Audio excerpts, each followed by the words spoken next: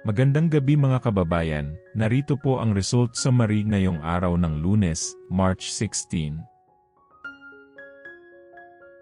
Pero bago ang lahat, paki-like at subscribe na po ang ating channel. Maraming salamat po. Para sa 2D Lotto, ang resulta sa 2 PM draw ay 18 at 7. Para naman sa 5 PM draw, 4 at 16. At para sa 9 PM draw ay 31 at 1 in exact order.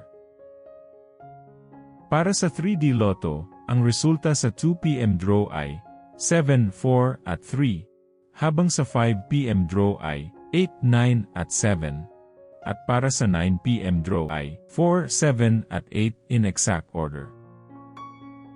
Para sa 4D Lotto, ang winning combination ay 5, 4, 8 at 4. Para sa last 3, 4, 8 at 4. At para sa last 2, 8 at 4 in exact order. Para sa Mega Lotto 645, ang ating winning combination, 45, 34, 6, 14, 24, at 8 in any order.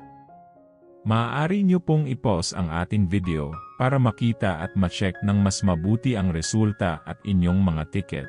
Check nyo na din po ang consolation prize sa ibaba.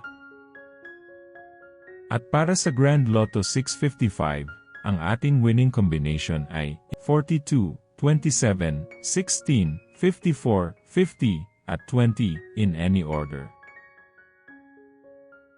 Muli, maaari nyo pong i-pause ang ating video para sa pag-check ng inyong mga ticket at panalo. Narito po ang draw schedule at jackpot estimate para bukas.